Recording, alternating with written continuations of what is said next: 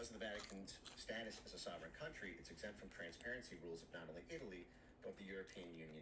This status allows its elite clients to evade any scrutiny in their money transfers. Last May, Vatican Bank president was fired after Italian authorities opened an investigation into a far-flung bribery scheme. And he goes through this, but what's important here is the British, when we think of offshore banking now, it's usually associated with Cayman Islands, Jersey, Man, Panama, but Panama's sort of a different story. But it's usually associated with these kind of small island countries that are formerly, kind of their own territory, their own sort of sovereign territory.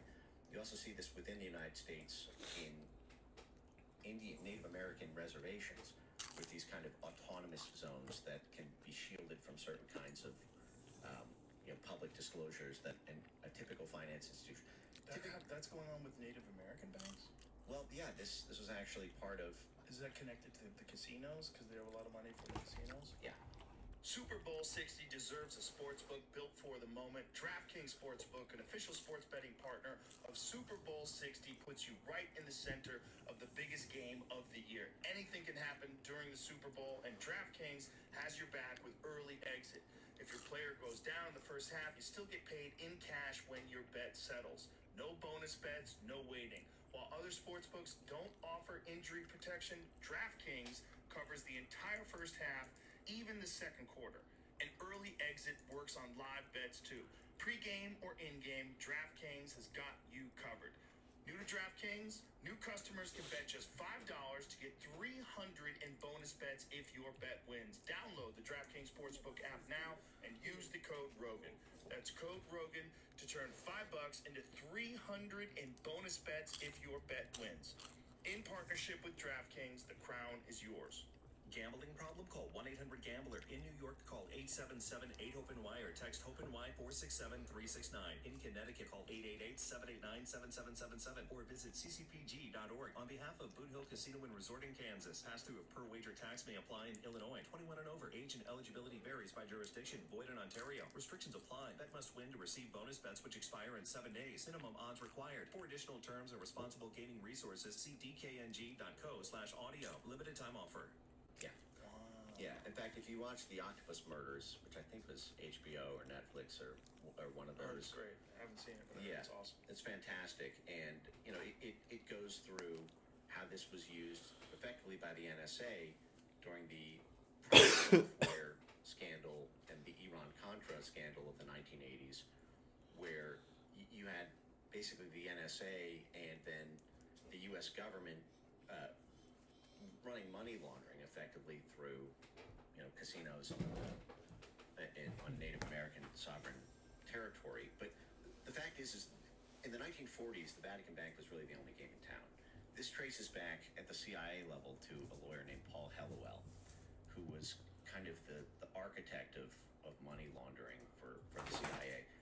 And it didn't even start really started with the attempt to try to stop Mao in the 1930s and 1940s.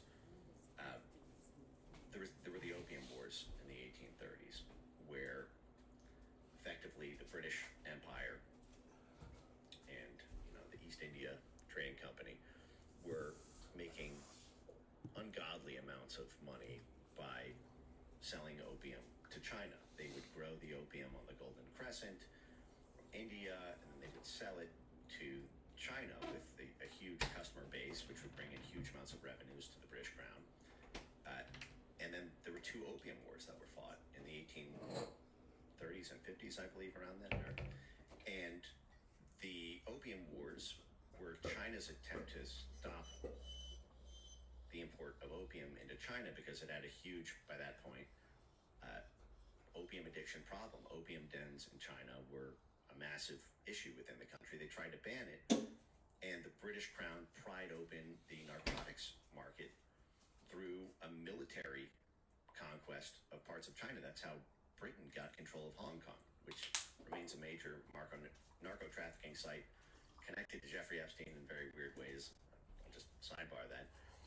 But Mao rose to power to, in the name of his public campaign was about rejecting century of humiliation between the 1830s and the 1930s to support Chiang Kai-shek and the Kuomintang, the Chinese nationalists against the Chinese communists. The War Department couldn't get enough congressional allocations, taxpayer money to support that, so they had to find some way to finance the forces that are now effectively Taiwan, because when they ultimately lost, they fled to the island of Formosa, which is now Taiwan. But they financed that initially, the War Department, the Chinese nationalists, through the narcotics trade, through basically the narcotics cultivated in the Golden Triangle. And these operations continued in Cambodia and Laos and were a big part of the JFK expansion of covert operations. To this day, in Fort Bragg, the Special Operations Training Center is called the JFK. This was a massive expansion of small wars, covert action instead of big military action. So it was mostly spearheaded by CIA rather than DOD or Department of War. But what happened was Paul Helliwell, in order to be able to traffic illegal narcotics, created a bunch of these CIA banking structures. One's called Castle Bank and Trust in the Cayman Islands, another one Nugan Hand in Australia. And when you have that, friendly bank that's protected, then you can move drugs. This is this overworld, underworld alliance between intelligence and organized crime, because basically every intelligence operation is I don't want to say every, but at the operational level, it's a crime. It's an act of sabotage. It's an act of subversion. It's an act of obstruction. It's an act of illegal surveillance. So in order to do a illegal crime, you don't want to do it yourself, because then your fingerprints are on the gun. But if you know people who do illegal crimes for a living in an organized way and have experience in doing it, that allows you to be a very useful extension, and it gets justified in the name of national security. The illegal narcotics trade set up by Paul Helliwell, who would go on to be the main lawyer for Disney and set up a Disney World in Orlando. You can look all this up. You can pull up Paul Helliwell's Wikipedia, or you can look at the history of Disney, or you can pull up Castle Bank and Trust. You can put any one of these up on screen. This is all fully declassified. And so they then took that model to South America and Latin America and the Caribbean during Operation Condor, Operation Mongoose. And this is part of what gave rise to the Iran-Contra that spawned Jeffrey Epstein, which was the CIA got busted running the same thing it did in 1940s China, which was a drugs for cash for guns operation. You can't get enough money in USAID. In the 1940s, USAID didn't even exist. You can't get enough money from U.S. taxpayer dollars. You can't get enough money from private donors who will draft off of the regime change for their own profit.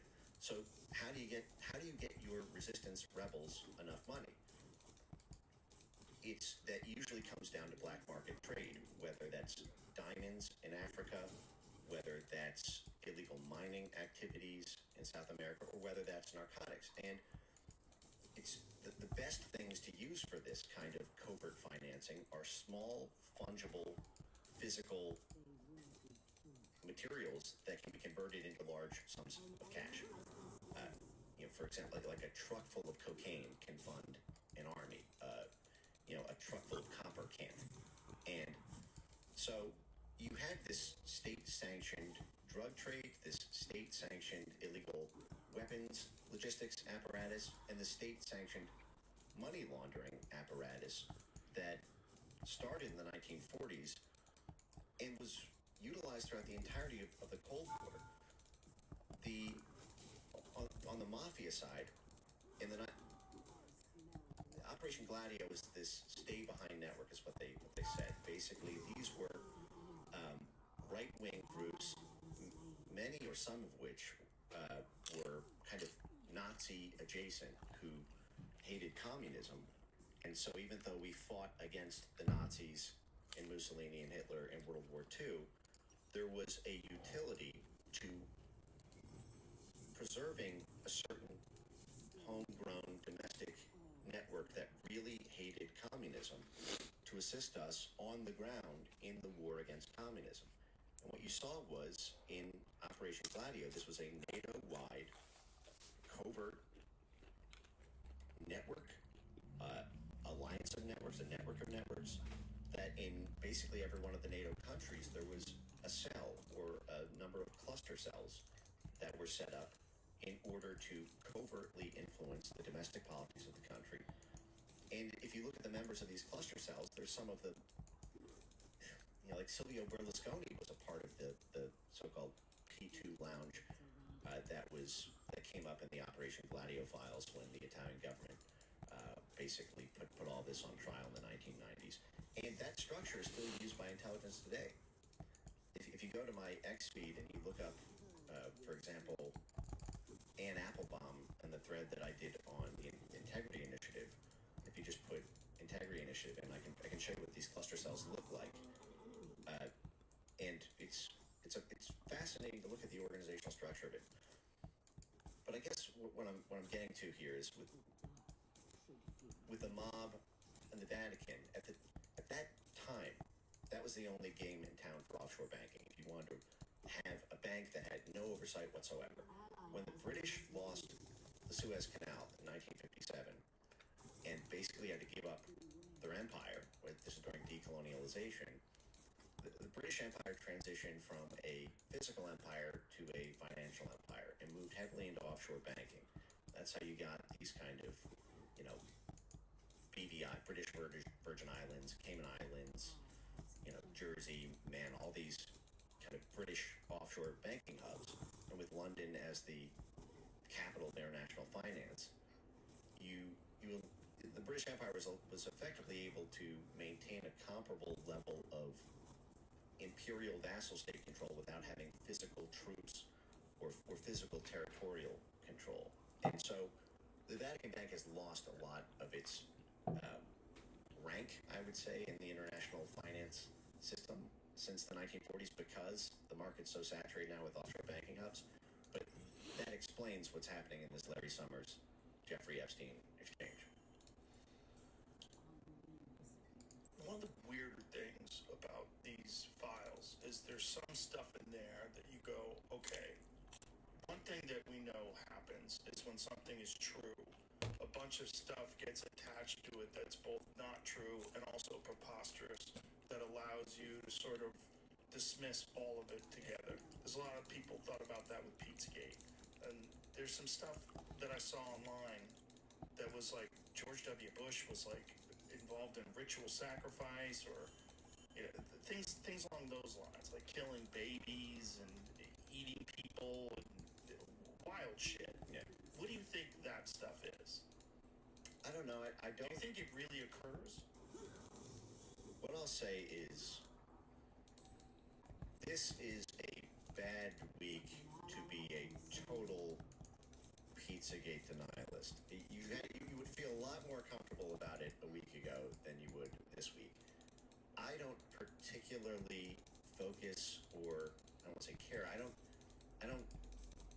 My knowledge set on it is a lot more limited on it because I don't think it's a central crux of political influence. I don't know if it's kind of almost an inside joke in a certain way. Jeffrey Epstein himself in these emails is unbelievably trolly. He'll say things that are the kind of shit posts you say to a buddy or your brother or something that you don't mean. Right. It's You're kind fucking around. of cheap. Yeah. But if you were a cynical, out to get you person who somehow obtained that text message, you'd say, "Oh, look, he said it." And so there's a lot of that going on. But the fact is I've seen a lot of images shared around the time period of when Pizzagate was popping off in 2016 that all I'll say is it doesn't look good or easily explainable. At the same time, a lot of those screenshots I have not for most of these, for the things I've posted about or that I'm talking about here, I've gone to the Justice Department file. I've looked at the file number, confirmed whether or not the screenshot is actually what it is. For those, I have not yet, but I would not.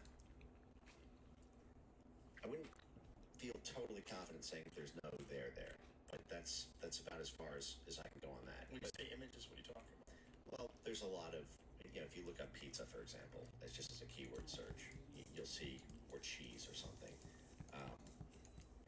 It looks like, in the DOJ database for these new files, you'll see a lot of things of people talking about pizza in a way that It seems like a it's code kind of impossible to imagine it's actually to just do a pizza. pizza. It's about, Oh, okay. you know what I mean? But I don't. To me, there's so much real world provable things in there, and also so many kind of more real world implications of allegations that are made in the files that kind of should be explained. Like a common mistake that I see going around on social media this week is people. It kind of gets to the reason that the FBI and the president was arguing that these files shouldn't be released in the first place, which is that people would take things out of context and wildly, and think things are true that are not because they're baseless allegations made by some anonymous tipster. But because it's in an FBI file, people will think it's true. Now, I don't think that's a reason not to release these. I'm extremely glad these were released. Think you know what's going to happen during the big game? Call it with DraftKings Predictions, a new app where you can predict outcomes on football's biggest. This episode is brought to you by.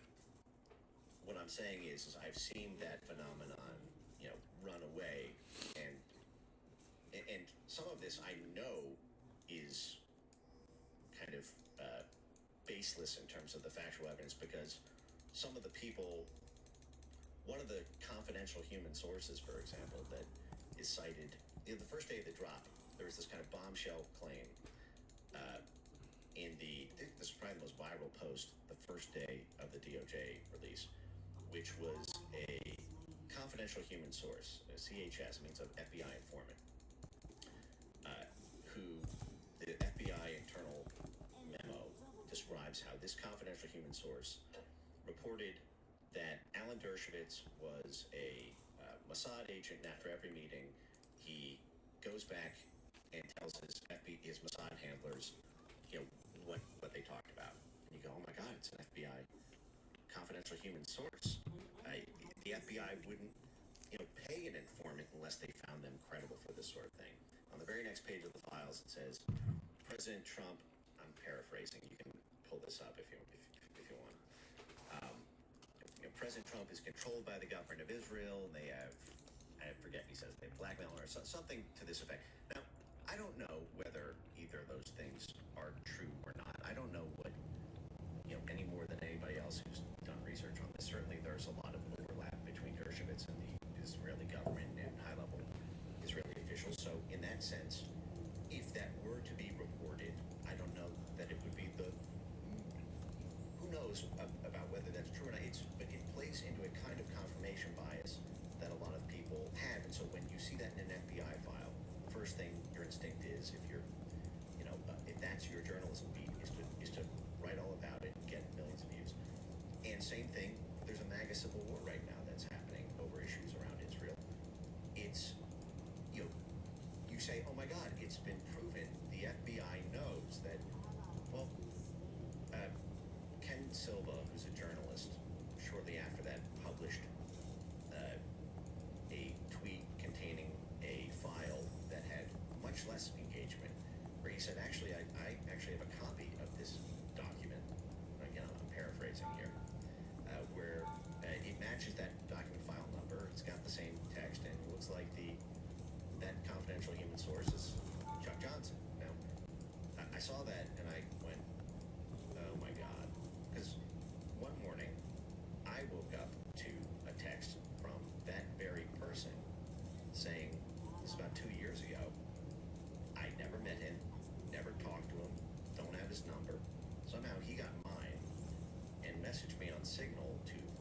myself in because I'm going to prison.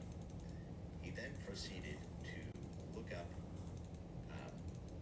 my ex-wife and make allegations that I was a Mossad agent because she was a prostitute from a foreign country and involved in all these, Mossad black ops type things. Now, he didn't get the name right. He found a different person with a similar spelling that was, I guess, busted for prostitution or something, and then makes these giant claims on social media that I have been like married to a foreign spy prostitute or something, and then he goes on to message someone he thinks is my donor and threaten them to cut off funds because if he doesn't, then I've made the intelligence community very angry, and they have deputized him to tell the person he thought was my donor that the intelligence services of the United States of America will crush the businesses of somebody he thought was my donor if he doesn't cut off the funds he thought that person was giving to me. Okay? This is that confidential human source, or at least according to the reporting of Ken Silva. That the level of things that are untrue about that,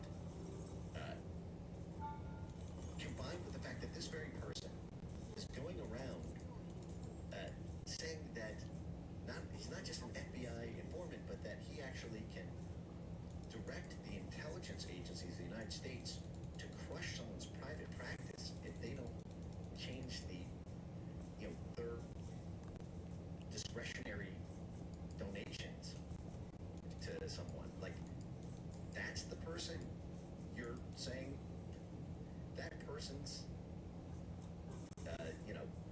comments to a FBI officer or task force prove these claims about Dershowitz and Trump? I mean, that's ridiculous. I know firsthand that there's zero credibility to those claims. Now, they may be true or not, but the fact is there's a lot of context to all of these. What is just because it's said in an FBI file does not make it true. We learned that lesson in a Russiagate. We learned that lesson with the Steele dossier. But I think that same sort of caution and prudence should be applied with these. And I think ultimately the truth is out of these things. It just takes longer than you might want. It's so tangled. The whole thing's just, I think everybody who looks at it realizes this is a rabbit hole that just goes to the center of the earth. And there's so many people involved in it. Here's the big question that people ask. If there was a Jeffrey Epstein, and it seems like all these things he was involved in, is there a Jeffrey Epstein right now we don't know about? There's a million. A million. I think this is why I find this, and this is not the core of what I focus on, but I find it a really interesting field of study because it helps understand so many other U.S. government institutions and the relationship between government and private business. Jeffrey Epstein is part of a class of what are effectively professional fixers. And this is a kind of class of professional who sits not really within a particular government or private sector institution, but in the kind of sticky layer between them that connects them all. And I would say that, for example, people like Mark Rich, Bruce Rappaport, and I can go through all these figures, and they are Robert Mayhew and these types, are just good case studies in how the intelligence world, the business community, uses. Let's take an example of Bruce Rappaport, and this is you can pull up on screen if you want. There's a great article. I think it's called. I think it's from 1988 or 1991. It's called Intrigue in High Places, Oil Pipeline, Iraq, and then just Bruce Rappaport, it's R-A-P-P. Yeah, here you go. Pipeline deal, intrigue in high places. And I'll describe what happens here in a second. In fact, there's a great YouTube video on this as well. If you look up Bruce, just on YouTube, Bruce Rappaport, 1988, it's a great kind of couple-minute summary of all this. But effectively what happened was,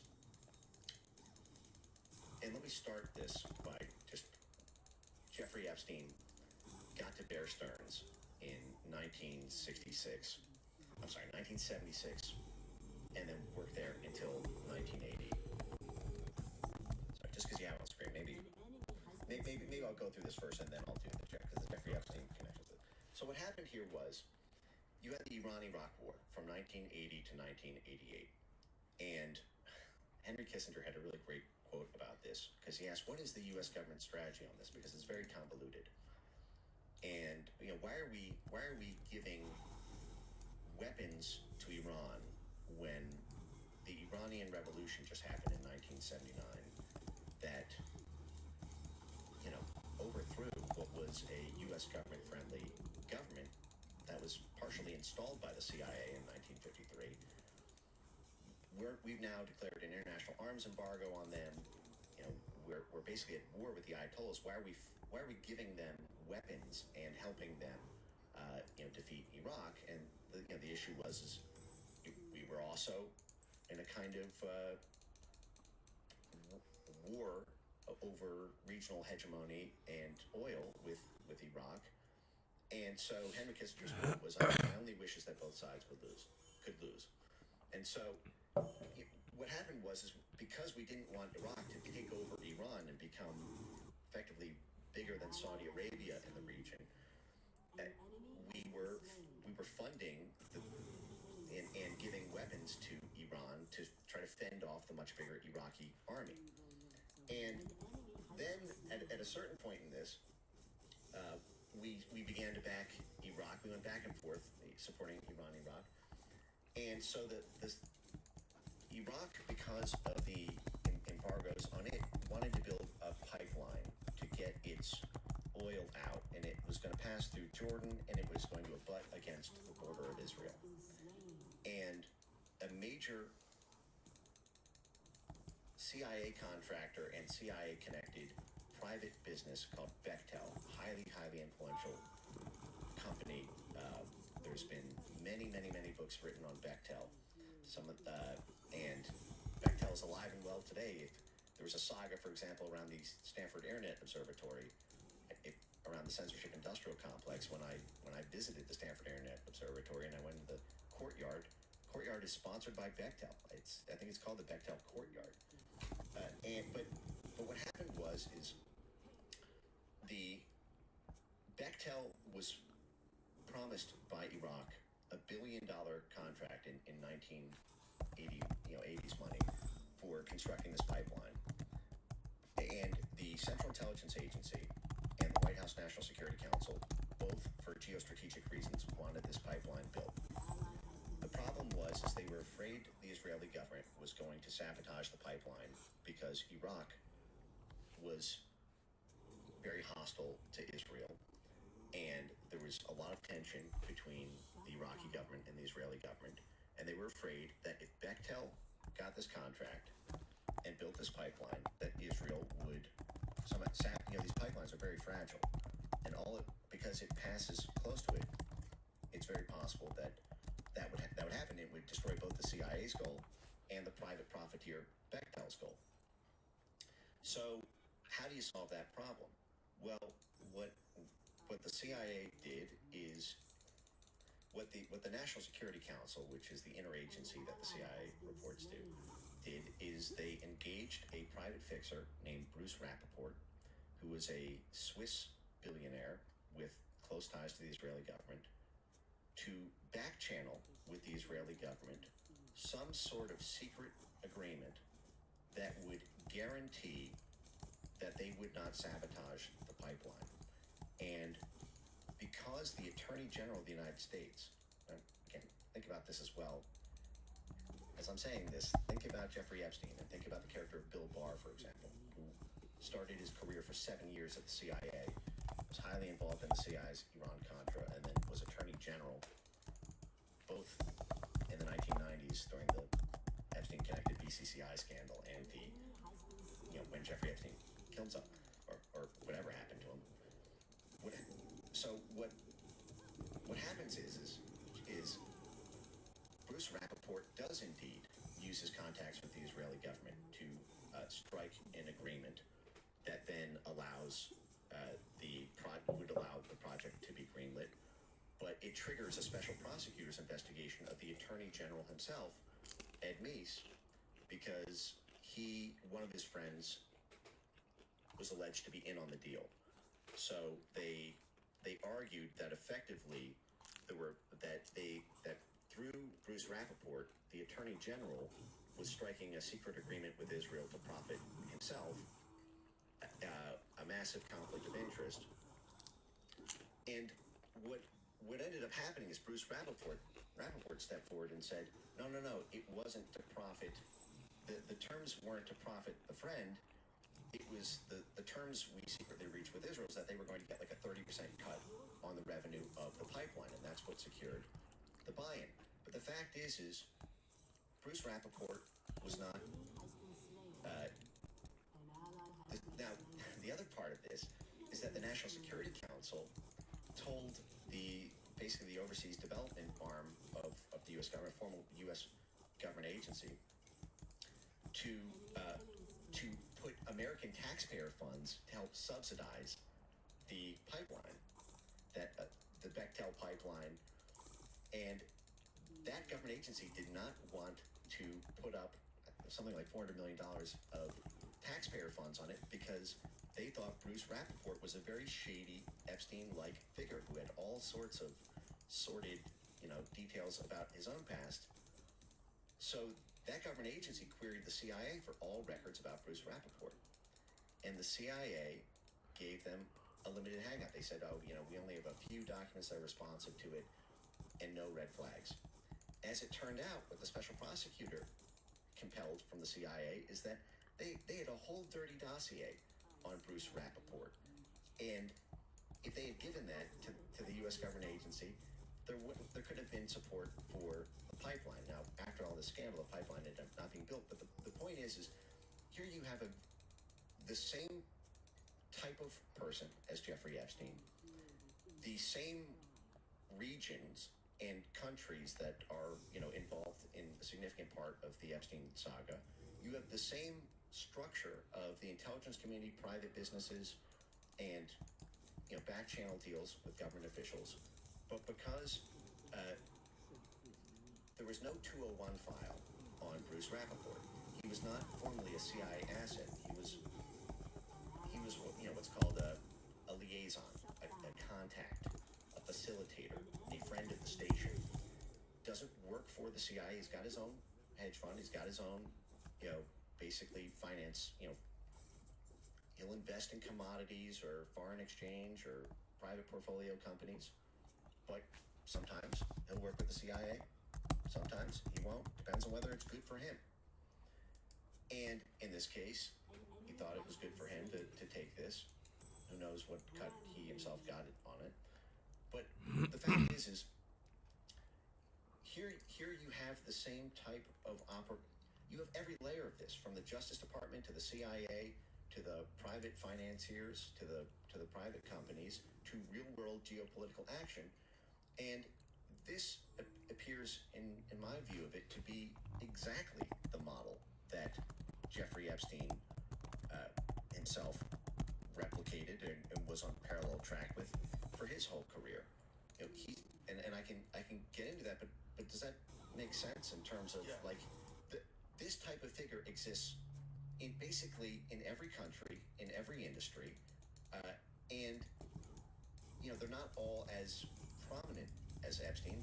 I would argue people like Mark Rich and at the time Bruce Rappaport kind of were. They don't all have these child sex trafficking that's the thing. type things. This is the thing. Is like what he was connected with. It makes me wonder. Like if he didn't have that sick thing where he liked underage girls. Like if he'd never gotten arrested, which was what 2008 or or something? When did he initially get arrested? 2006, but 2006. but he was the plea deal was 2008. Yeah. So if that hadn't happened, like if you just got a guy who's getting of age prostitutes, we probably never hear about this. Yeah. And This episode is brought to you by Squarespace. To level up your business, you got to level up your website. And Squarespace does the heavy lifting for you. Even I use it to power my website. JoeRogan.com is powered by Squarespace. Squarespace gives you everything you need to claim your domain, professionally showcase your offerings, grow your brand, and get paid all in one place. Head to squarespace.com/Rogan for a free trial. And when you're ready to launch, use the offer code ROGAN to save 10% off your first purchase of a website or domain. That's crazy. and you can imagine very easily why, because Epstein was involved in fraudulent financial activities his entire career. He was under SEC investigation at Bear Stearns in 1980 when he was involved in a deal. I think it was St. Joe's Mineral Company, which is owned by Seagrams, which is owned by the Bronfman family. He got in trouble with the SEC at that time. He then, as soon as he got in trouble, he left Bear Stearns and went out on his own, but then worked effectively at Bear Stearns off the book for the next decade, according to his own testimony. He had a continuous relationship with Bear Stearns for, I think he said 31 years. It was basically from the moment, from the 1970s, 1976 until 2007, 2008, when Bear Stearns collapsed while Jeffrey Epstein was in jail. But then Jeffrey Epstein, it appears to me almost impossible that Jeffrey Epstein was not working on BCCI pipeline deals while he was at Bear Stearns. Bear Stearns was one of the three biggest clearinghouses for BCCI transactions. BCCI is the Bank of Credit and Commerce International. Sometimes people call it the Bank of Crooks and Criminals International. It's an incredible saga of CIA banking gone wrong.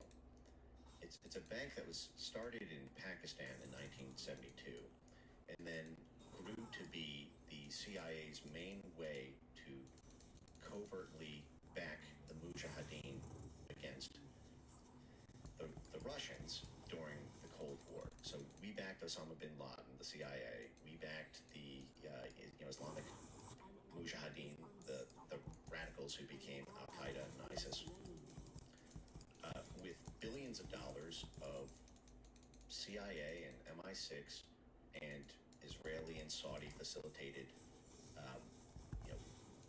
co-support and financial funds in order to do a Cold War operation, just like we talked about with strange bedfellows, backing right-wing organized crime to stop left-wing communism. We did the same thing in Afghanistan through the Pakistan-Afghanistan border to covertly run guns to the Mujahideen. In fact, there's a great YouTube video that I always like to play so that you can see it for yourself.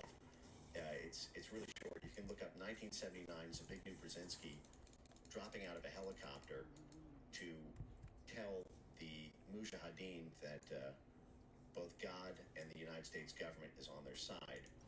And the reason this clip I always think is so fun to play is because this was the very moment in 1979 that Jeffrey Epstein appears to have been involved in the BCCI financing of this very operation. So if you turn the volume up and you start at the beginning.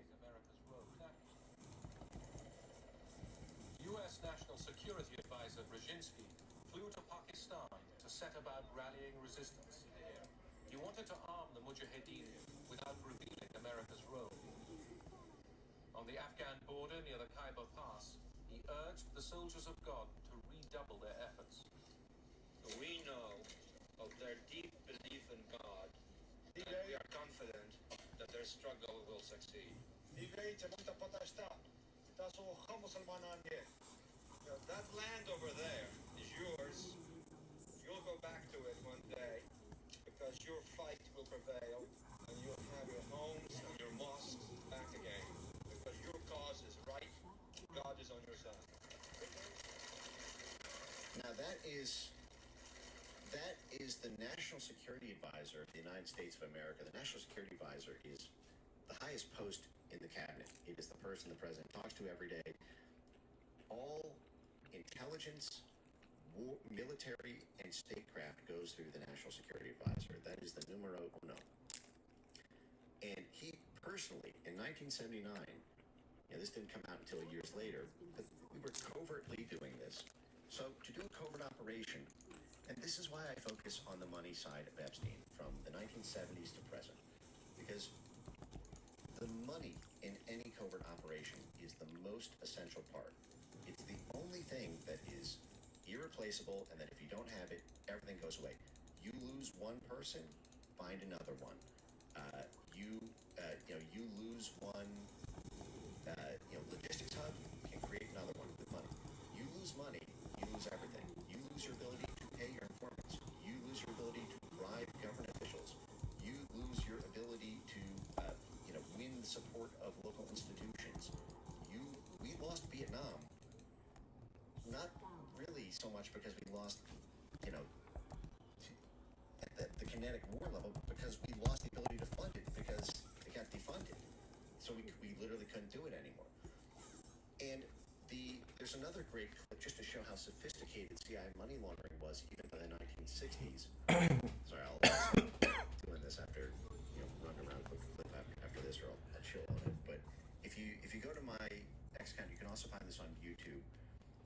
There's a great, I believe it was CBS in the 1960s. It's called In the Pay.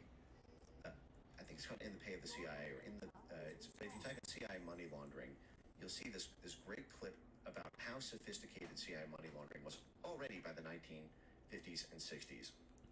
And because everything the CIA does has to be laundered. It's a spy agency. If it writes a check, if it doesn't conceal the origins of the money, gigs up. So everything that is CIA has to move through some sort of money laundering mechanism. Well, to kind of, I guess, borrow a phrase from the president, somebody's doing the money laundering. You need outside contacts who do not work at the agency or necessarily for the agency to facilitate that money laundering. And that was done through, for example, the Pakistanis with BCCI as well as contacts in London. That is what I believe Jeffrey Epstein was doing his entire career after that, from Towers Financial to his tenure with Leslie Wexner, to kind of the way I think that he helped model the Clinton Foundation itself with the Clintons in the early 2000s. And his expertise in that, I think, is what made him useful.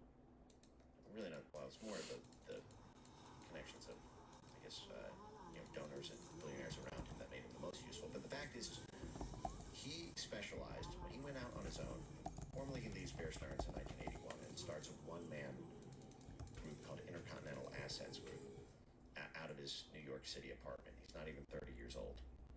Right away, he gets big-level clients like Adnan Khashoggi, who is at the time was alleged to be the world's richest man. He was the Saudi arms dealer, and to give an impression of how significant this figure was in the weapons trade, he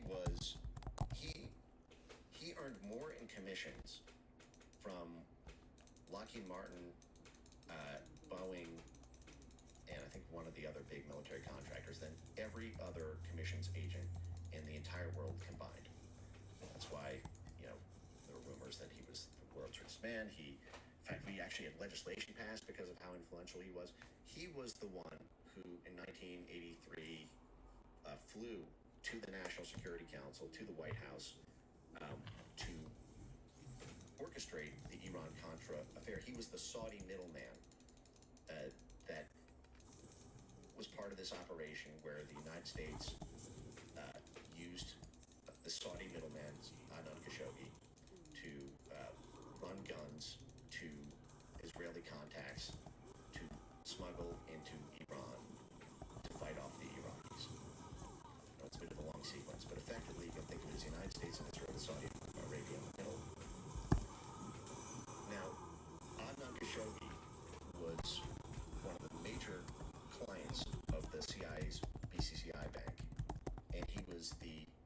most of the CIA's offshore operation that was created in 1976 called the Safari Club.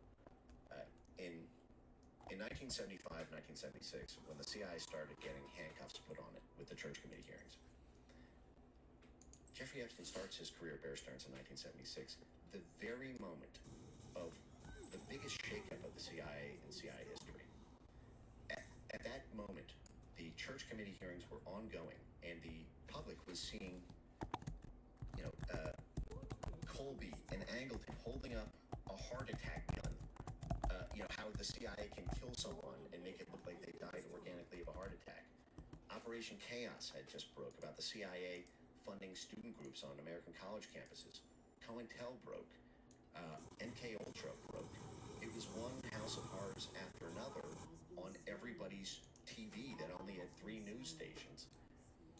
And so Democrats were completely fired up about getting rid of the CIA or putting massive handcuffs on it, which is what they did. They created effectively what's now the Senate and House Intelligence Committees, so there's oversight of the CIA by the people's representatives. The first year Carter was in office in 1977, went through what was called the Halloween Massacre, fired 30% of all CIA operations personnel. They massively cut funding.